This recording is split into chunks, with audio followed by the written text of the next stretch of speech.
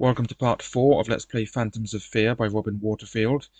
At the end of the last part, I was about to read paragraph 215. Here we go. Now, the wild man looks older than he did last night, as though with the departure of his madness he has lost some of the will to live. He introduces himself as Eric Runeaxe. In a cracked voice, he recalls more pleasant days in the forest before the coming of the terror. It turns out that he was once an adventurer like you, in a land far away over the seas. But he got lost in something called the Maze of Zagor and gave up his adventuring ways. He travelled here to retire, as he thought, but now you have rekindled some of his old spirit, and he wants to come with you. Will you accept his company, turn to 183, or gently but firmly refuse and continue on your way alone, turn to 116. Okay. We are going to accept his company and turn to 183.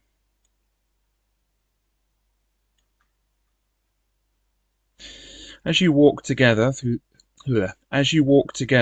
groves of oaks and beeches, whose former glory has given way to the abomination of brown, swollen leaves or to death, you ask Eric if he knows anything about Istra's underground stronghold.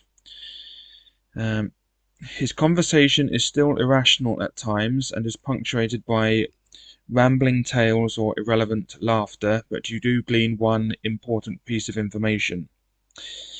An orc told him, when tortured, that Istra had appointed a lieutenant. This monster is Morpheus, a vast mass of slime who is the source of all nightmares. He can affect the real world only indirectly, by means of nightmares, and he is visible only in the dream world. He surrounds Istra with a cloak of impenetrable darkness, unless he can be defeated. But he cannot be approached except in a dream, and must be weakened, not killed, to gain access to Istra, since if a dreamer were to kill the source of his dream, he would greatly endanger himself. Gain 2 luck points for this vital information. Turn to 89. Okay, 2 luck points. Puts me back up to 12. Okay, now we're turning to 89.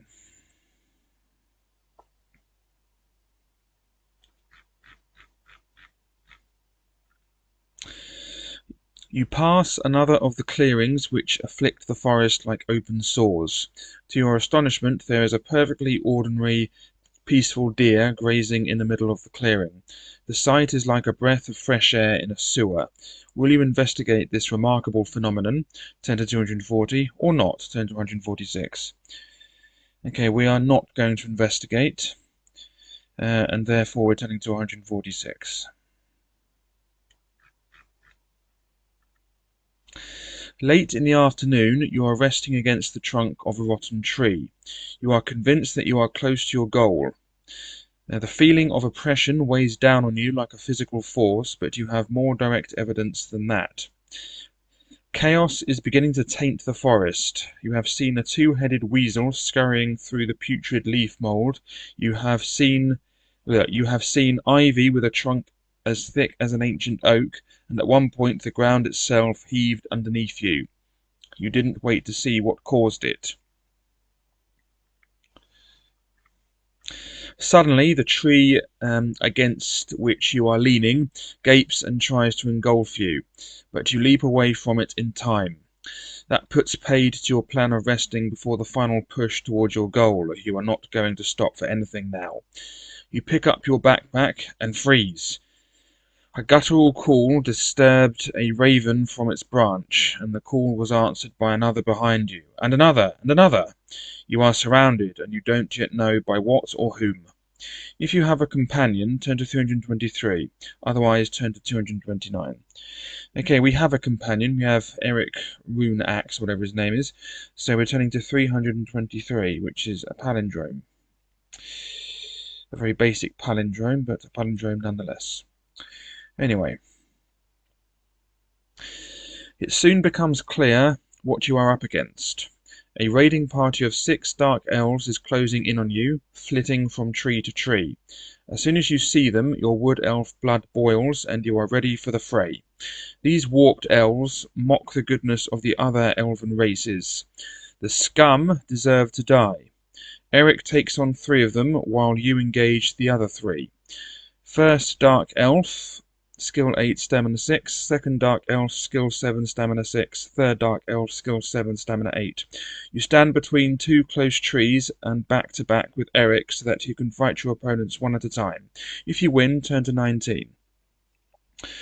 Okay, so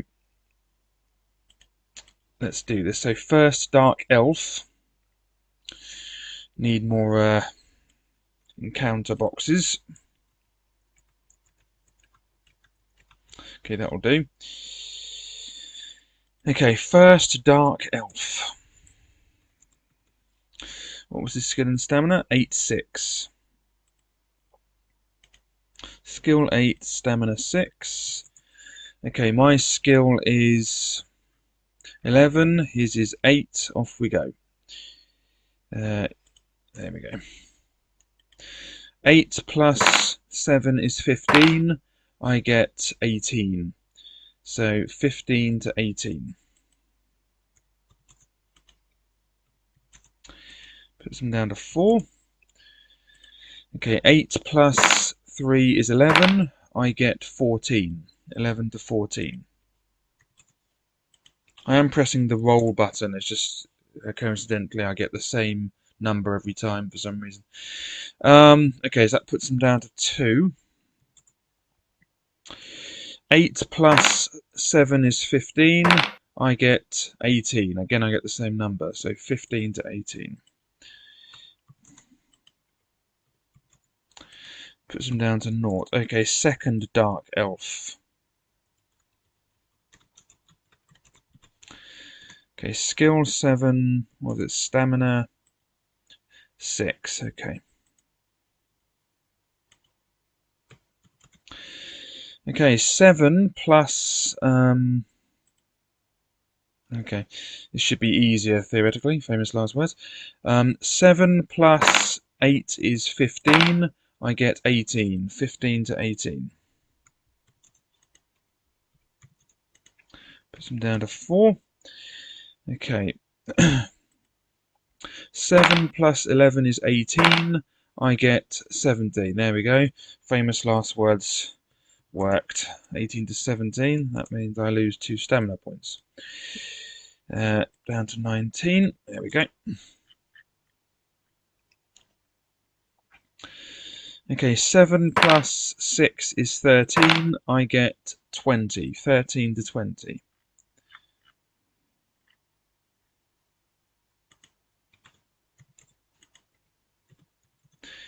Puts them down to 2. Okay. 7 plus 11 is 18. I get 14. So 18 to 14. Puts me down to 17 stamina. Okay. 7 plus 7 is 14. I get 15. So 14 to 15. Why do I keep doing that? 14 to 15. That's the end of the second one. Right, now third Dark Elf. Dark Elf. Its skill, that was 7 and 8 or something, wasn't it? Let's find out. Yeah, 7 to 8, okay. 7 plus 11 is 18. I get 20. 18 to 20. Okay, puts them down to 6, which I've already done. Okay, 7 plus 6 is 13. I get 21, so 13 to 21. Oops. Down to 4. Okay, 7 plus 3 is 10. I get 18, so 10 to 18. Down to 2. 7 plus 6 is 13. I get 19. 13 to 19. Okay, that's into the third Dark Elves, that's that.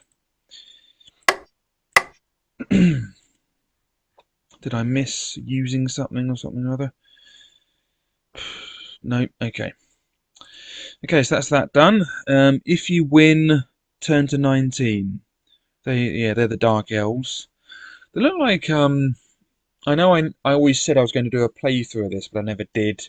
Death Trap Dungeon on the PlayStation. They look like the imps on Death Trap Dungeon a bit.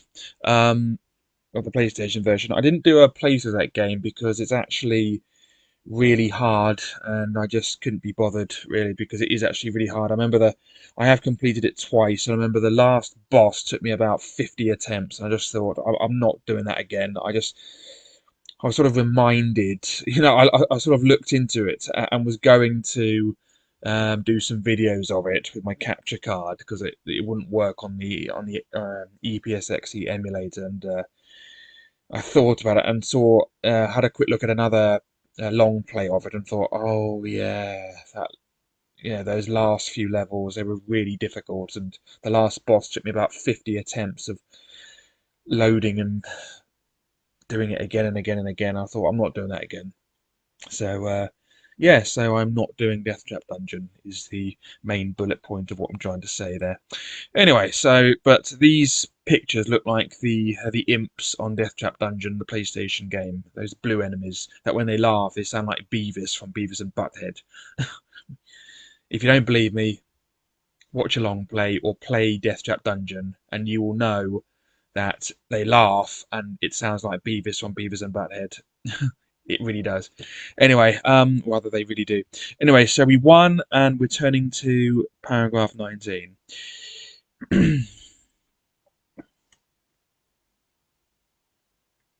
I don't mind Beavis and Butthead. Some of the episodes are really funny, but I just don't like Mike Judge. Um, he has a very opinionated opinion. A very well. I don't agree with his opinion on the um, the complaints he had about music from the 80s. I disagree, but I do find some of the Beavis and Butthead episodes funny. They are annoying characters, but I just not a big fan of Mike Judge's opinions. Anyway, I also thought the movie Beavis and Butthead Do America was not really that great. Um, what's that film? I do like the film Office Space, though. That was quite funny. Well, the start of it was, and it just degenerates into sort of ridiculousness. And also has Jennifer Aniston in it, which I can't stand, or whom I can't stand. But yeah, I don't. The first half of that film is quite funny. Anyway, enough of Mike Judge. Anyway, here's paragraph 19. As the fight went on, you could sense Eric being hard pressed. You yelled encouragement to him when you could, but just as you finish off the last of your opponents, you feel him slip to the ground. You whirl round to find that he has killed one dark elf, but two remain, though one of them is wounded. This brutal creature has just plunged his spear through Eric's neck. You fight these two elves simultaneously. Each attack round, choose which one you are attacking, but roll dice for both of them. Conduct the attack round as normal against the one you have chosen. The other may wound you if his attack strength is higher, but you cannot wound him even if your attack strength is higher. Okay, so we have another two Dark Elves. Dark Elf, Skill 8, Stamina 7. Wounded Dark Elf, Skill 5, Stamina 4. If you win, you bury Eric with all honour.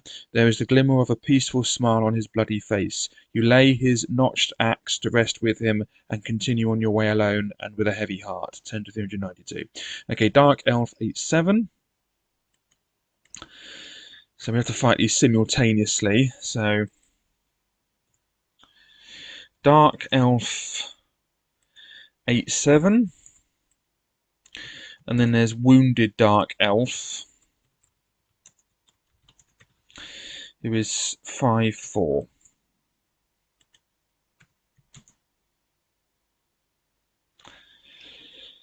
Okay, did I get that right? 8-7-5-4. Okay, so Yeah, we have to fight them simultaneously, so it's that business.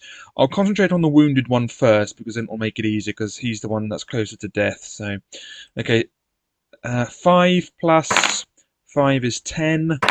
I get 15, so 10 to 15.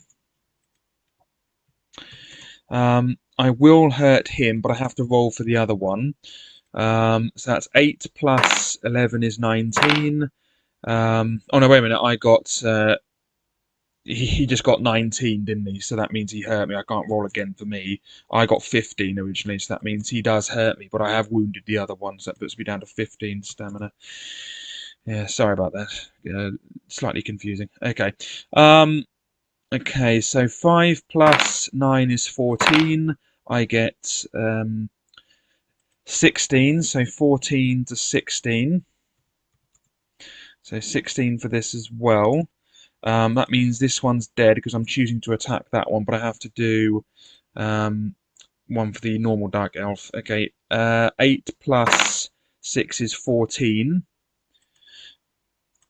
Okay, so that means he doesn't hurt me. Right now I'm just fighting the first Dark Elf because the wounded one is dead.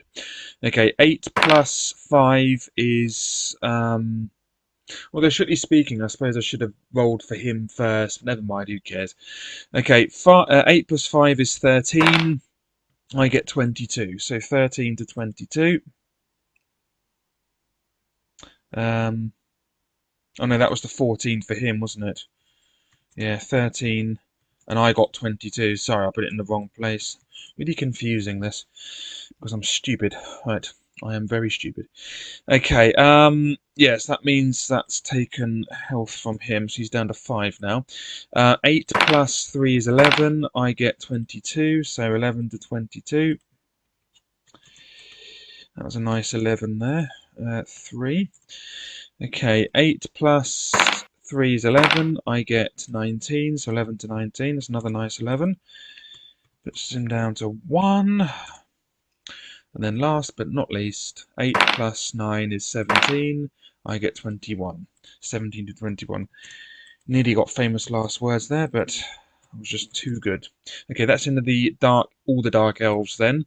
Let's just remove any buzzing, should there be any. Yes. Okay, okay, so we read the rest of the paragraph. Now we're turning to 392. Excuse me. 392. Okay, add 2 luck points for surviving this extremely dangerous encounter with the Dark Elves. Need I do that? I need not do that. Okay. I should use more luck in battles, really. Oh well. You also gain a disguise. Since you reckon that there will be many of Istra's troops underground, you don the clothing of a Dark Elf.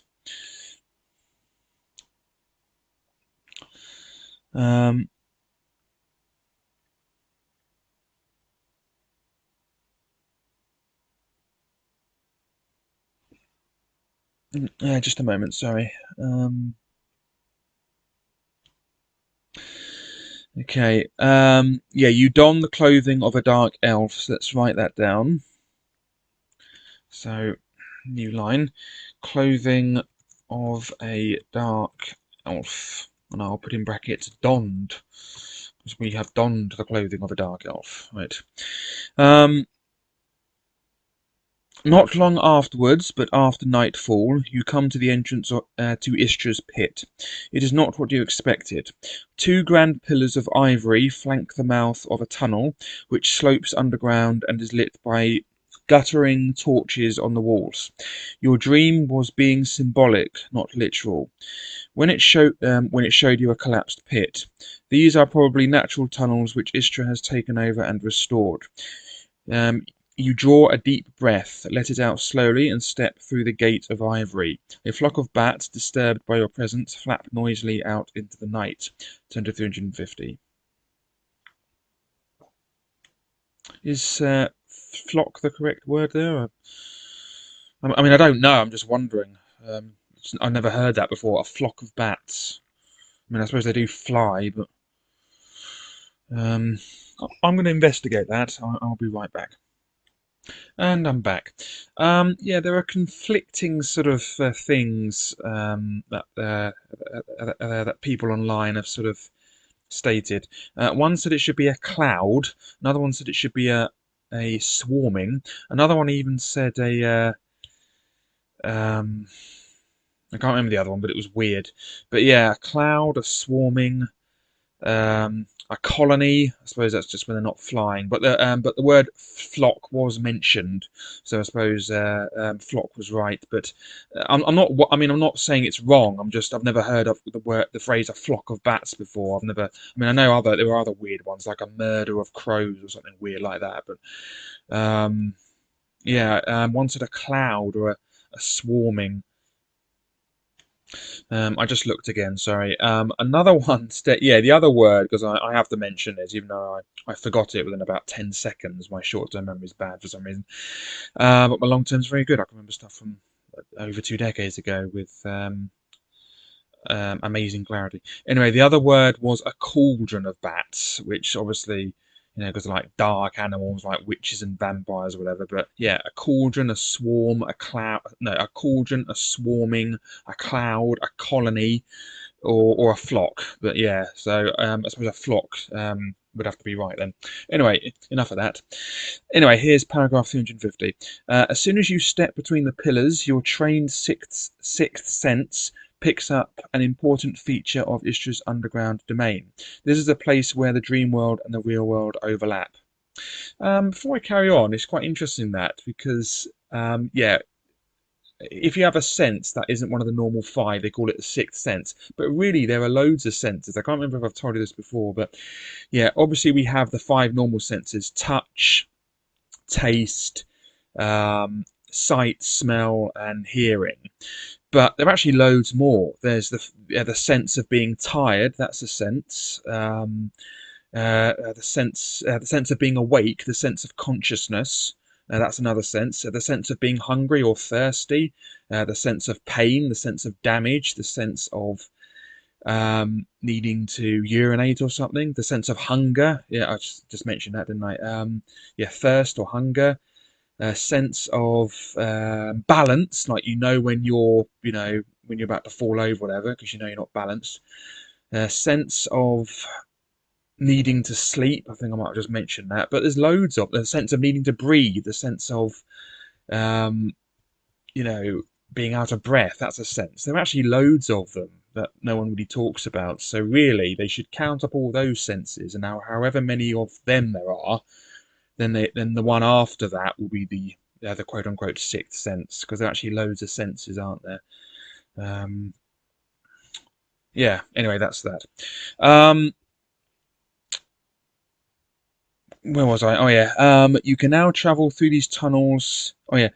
I'll just start again. As soon as you step between the pillars, your trained sixth sense picks up an important feature of Istra's underground domain. This is a place where the dream world and the real world overlap. You can travel through these tunnels in either world. Thus, throughout this final lap of your adventure, you could try to get to Istra entirely in the dream world or entirely in the real world, or you could flip from one world to the other. Most remarkably, when you travel to the dream world in Istra's domain, your physical body moves too. It is not like being asleep when your body remains in the same place. It is rather that, even though you are actually walking along, your awareness is only of the dream world. You are like a sleepwalker. Apart from the different adventures the two worlds offer, it should be noted that there are advantages and disadvantages to them both. For instance, you cannot expect to acquire physical artifacts in the dream world. On the other hand, while you are in the dream world, your physical body is invisible but not immaterial in the real world. Right. While you are in the dream world, your physical body is invisible in the real world. Okay. It should also be noted that when you cross from the dream world to the real world, you may be disorientated and not know exactly where you are in the tunnels. Whenever a real world paragraph is marked by an asterisk, you can choose to flip to the dream world by subtracting 20 from the paragraph number and turning to that new reference. Whenever a dream world paragraph is marked by hash, You can choose to flip to the real world by adding 50 to the paragraph number and turning to that new reference. You can flip from one world to the other in this way, whatever other choices the paragraph offers. You will be offered the opportunity to flip only when it is feasible to do so. For now, you step cautiously down the tunnel ahead of you. Turn to 362. Okay, let's write that down because that's important information. I'll start a new line. When on an asterisk paragraph,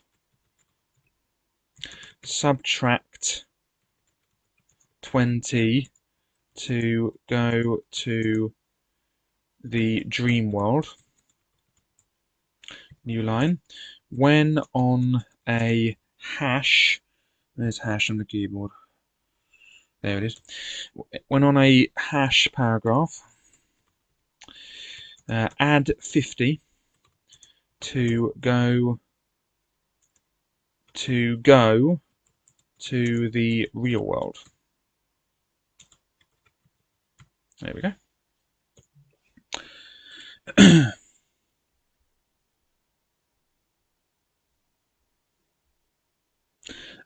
Yeah, but I just state when in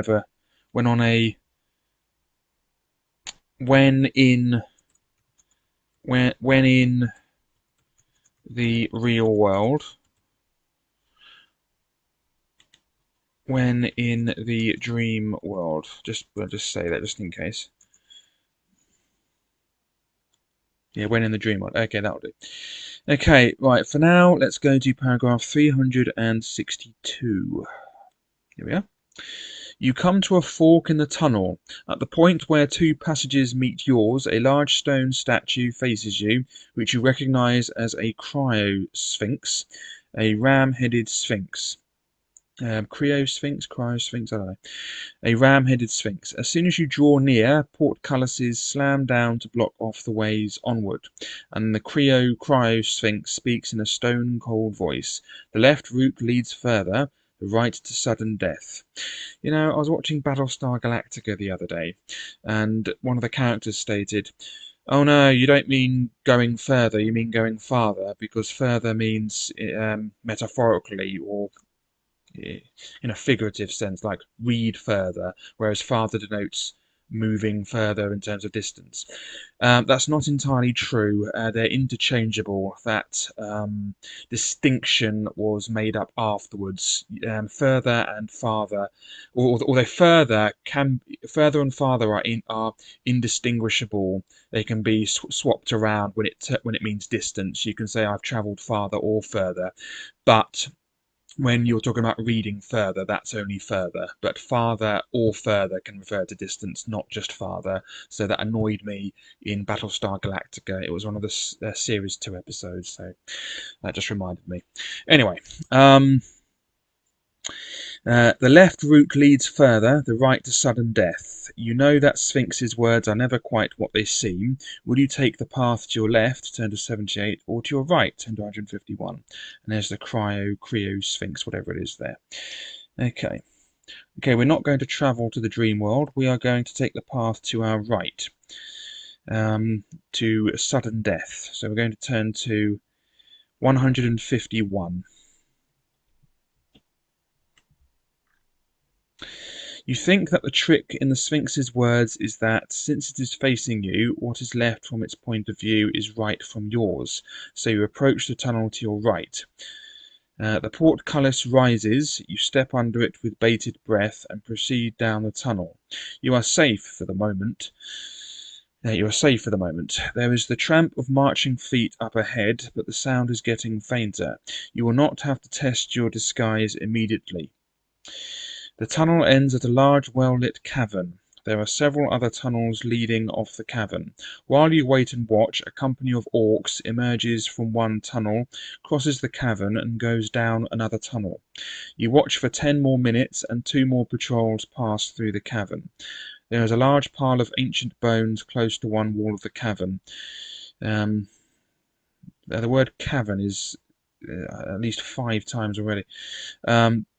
Will you go over to them, turn to 27, or carry on watching, turn to 304? Okay, we're going to go over to the bones and turn to 27. Once you are fairly well hidden behind the bones, you start to wonder what they are doing there. They are too old to be the refuse of the tunnel's present occupants. You see cloven skulls and other signs that these people did not die peacefully in their sleep. You also see that the skeletons are mainly human. It dawns on you that these must be the remnants of a force that fought against the legions of evil in the Great War which ravaged Gaul centuries ago. In the past, these tunnels have seen bloody combat. It heartens you that these underground warrens were once home to such heroes. Maybe there are traces of good left in this nest of evil. It could be worth your while to explore a bit. Add 1 luck point and turn to 84. Do I need a luck point? No. So we're turning to 84. Oh, I can go to the dream world again.